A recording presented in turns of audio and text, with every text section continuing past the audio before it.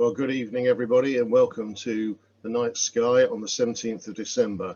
And as you can see, there's the crescent moon just in the twilight there. It's actually only 4 o'clock in the afternoon at this point, and the moon is already visible, such as the early evening sunsets that we have in December here in Cambridge.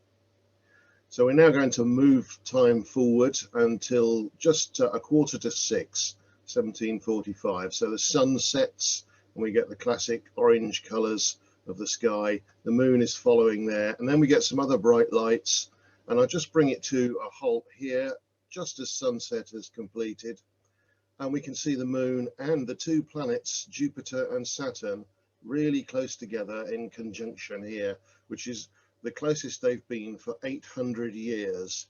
This phenomenon won't happen again for that long. So we'll just zoom in a little bit on that for you. You can see the moon to the left, and the bright object is Jupiter here, and the other one is Saturn. They're actually closest together on the 19th, I believe it is, this month.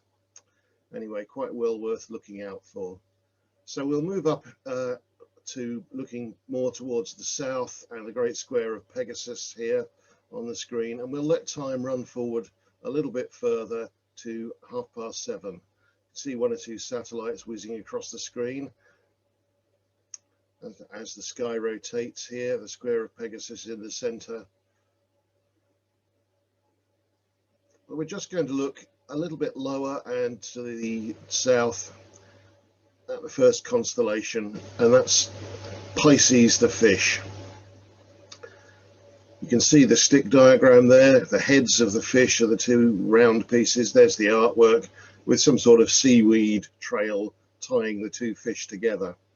And we're starting here on our tour because of the bright orange object that you can clearly see there, which has been the star of the show for several months now in the sky, and has been getting a little bit fainter in recent weeks.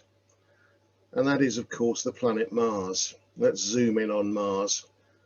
With a small telescope, you'll really only see a small disk, roughly like this. With a larger one, you'll see a bit more detail, some of the dark markings. The two moons there, Phobos and Deimos, Fear and Terror, aptly named for the god of war, Mars. But we can zoom in a little bit more closely and see one or two more details on the disk of Mars itself. We overtook Mars just in September of this year, and now we've pulled away from it. We can't quite see the whole disk anymore, but what we can see is an enormous volcano up here, absolutely huge. Mars has the largest volcano in the solar system, Olympus Mons, on it. And we could also just about make out the faint trace of the polar cap at the bottom. So we're pulled back away from Mars into a very wide view, and there's Mars in Pisces. Pisces, one of the constellations of the zodiac. And we'll highlight some of the others. Here's Aquarius for you. Pisces again, of course, where we were just now, with Mars glowing brightly in the center. Next to it, Aries, the ram. And then as we move across, we've got Taurus, the bull, and Gemini, the twins, all lined up in a row. And in fact, we can draw a line through these constellations which represents the path of the planets in the sky. This orange line is called the ecliptic, and it's the plane of the solar system, which is basically a flat disk. You can see Mars is lying very much on the line there, and indeed Jupiter and Saturn that set down towards the right were also on the line. There are other planets that we can find. Just next to Mars, we have the planet Uranus. We're going to zoom in on Uranus and take a good look at the greenish disk with some of its moons around it there, Oberon, Titania, Umbriel, Ariel, and Miranda. And the faint rings there, discovered by the Voyager 2 probe, not visible to us with telescopes on Earth, but they have been picked up in deep photographs with the Hubble Space Telescope as well, and that's what's being represented here. You see one or two faint banded markings on the planet, And you can see it's tilted over onto its side as well. The strange thing about this planet is how it rolls along its orbit with the axis of rotation tipped at over 90 degrees. Most of the other planets are like we are, fairly up and down with the normal arrangement. And we're moving in here on little Miranda, one of its 5 decent sized moons, the smallest one in fact.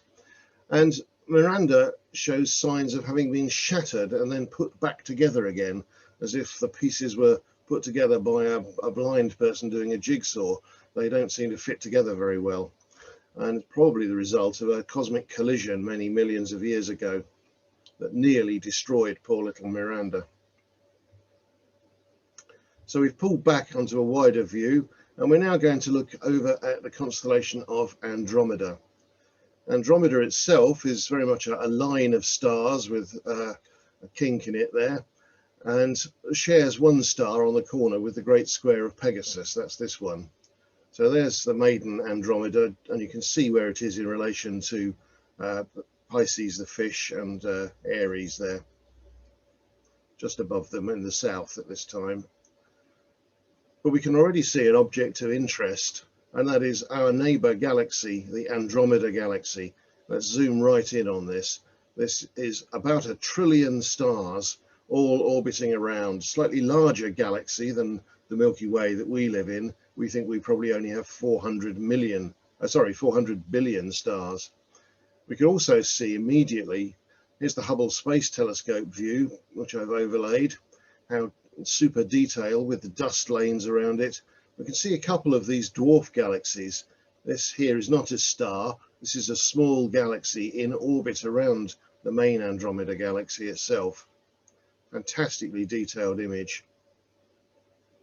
And you can pick up the main body of Andromeda very easily, and you can even see those dwarf companions. Here's the second and slightly larger dwarf galaxy that orbits around Andromeda, more separated from the main body and a little bit fainter overall, so harder to spot, but when you do, it's quite a nice little object. So we'll pull back away from Andromeda,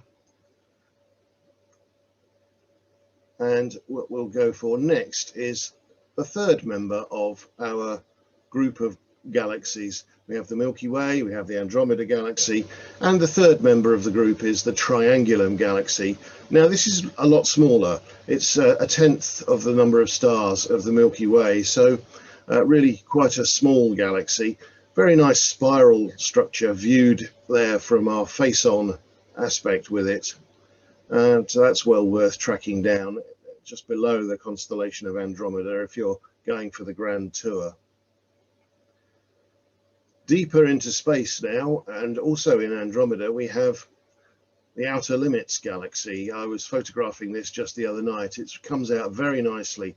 You have a spiral galaxy, and it looks a bit like 2 fried eggs back to back, with the bulge in the center being where the yolks would be, and the spiral arms edge onto us, showing the enormous amount of dust creating that dark line down the center.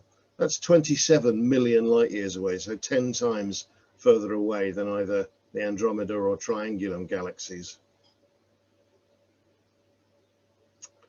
So now we'll pull back just a little bit further. We can see the constellation of Perseus over here, which is this Y-shaped constellation.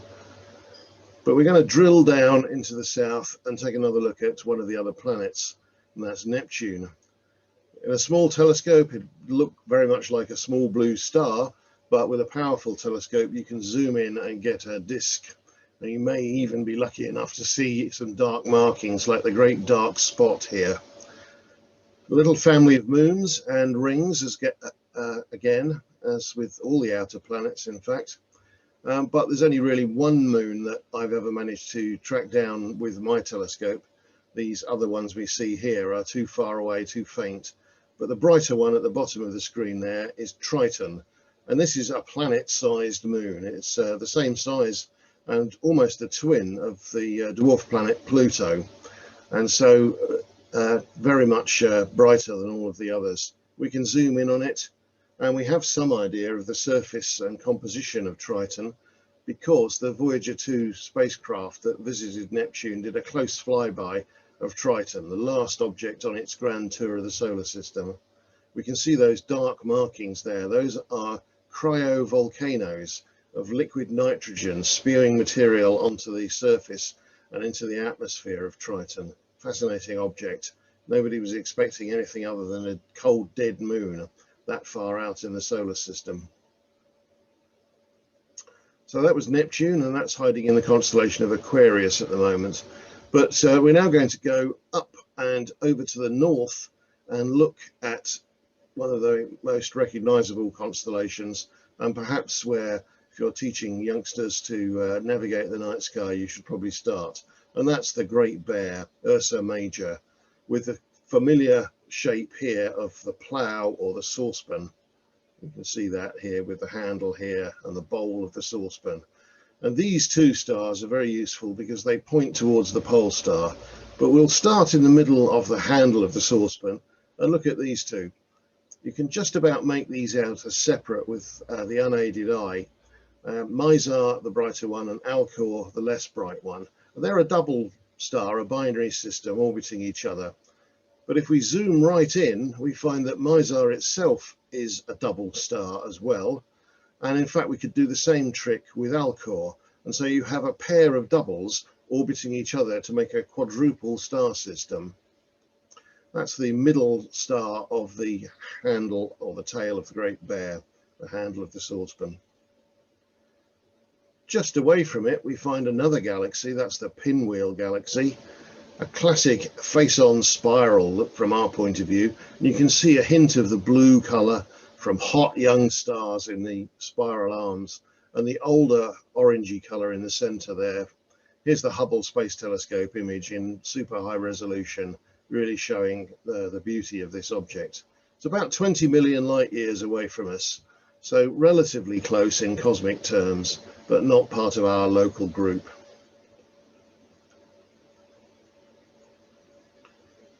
So we're pulled back away from the Pinwheel Galaxy, and we'll move on now to another galaxy that's just near the tail of the Great Bear, and that's the Whirlpool Galaxy. And here again we have a face-on spiral with that classic structure of the spiral arms, but it's in the process of eating for breakfast its neighboring dwarf galaxy. The dwarf galaxy has come too close and is being disrupted and torn apart by the gravity of its larger neighbor. So that's the Whirlpool Galaxy. That's well worth tracking down if you've got an 8-inch or larger telescope aperture for a reflector. Probably need for that. Now also in Ursa Major we have a completely different type of object. This is the Owl Nebula. It looks a little bit like the face of an owl when you view it through a telescope with the eye. The camera shows up the colors, the green here from glowing carbon, and the red is hydrogen gas. And this is a dying star like the sun, puffing off its outer layers in its last throes of activity before collapsing down and forming a white dwarf in the center. There's another galaxy here. This one's much further away, 45 million light years. Again, it's a spiral. It's very much nearly completely edge on to us, very tilted. So it's hard to see the spiral structure, but it's worth tracking down if you're on a tour of the sky with a small telescope in this area.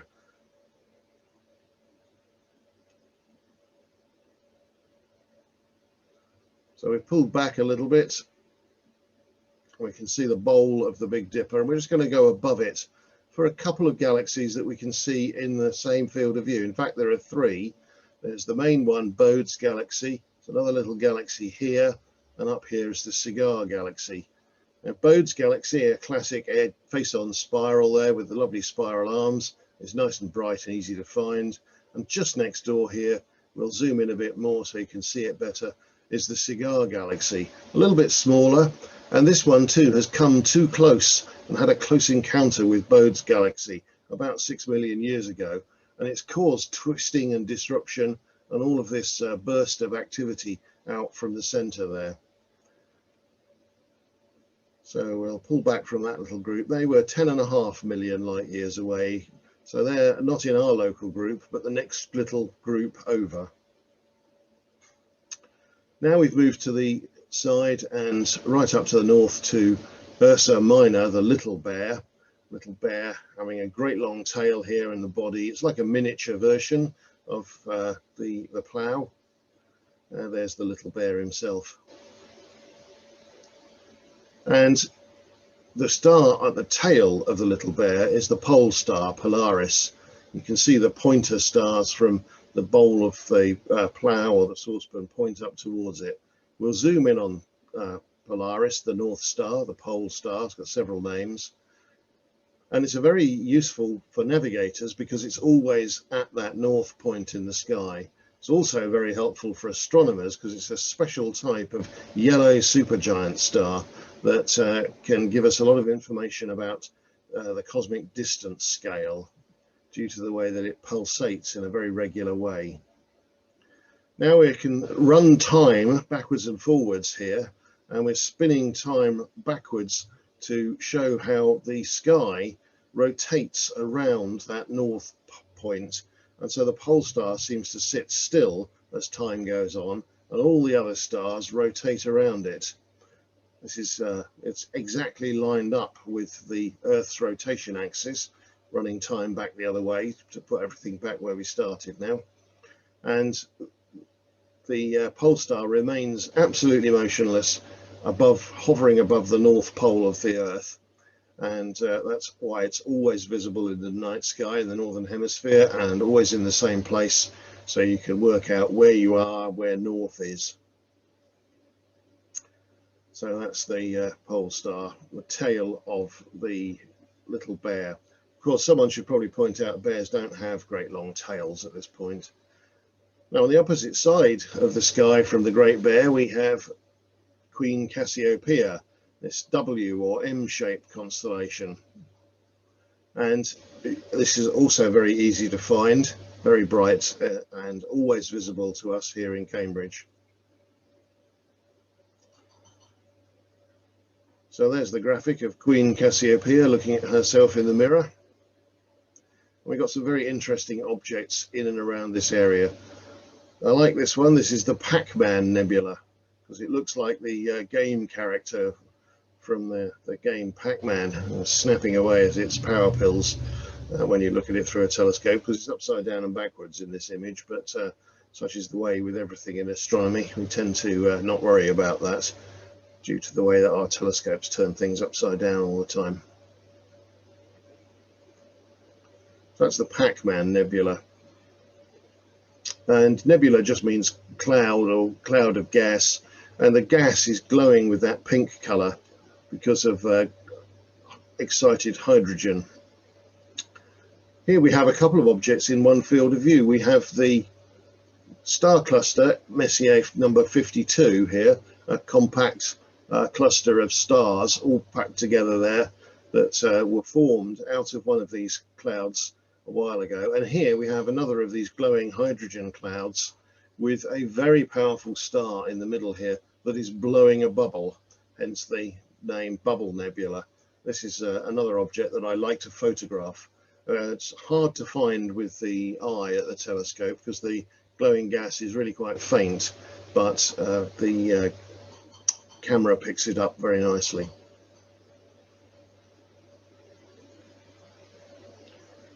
So we pull back away from Cassiopeia now, and we're just going to move things on a little bit further to 9 o'clock. You can see the band of the Milky Way here running across the sky, running through Cassiopeia. If you put the telescope or a pair of binoculars on that, you'll see millions and millions of stars all closely packed together.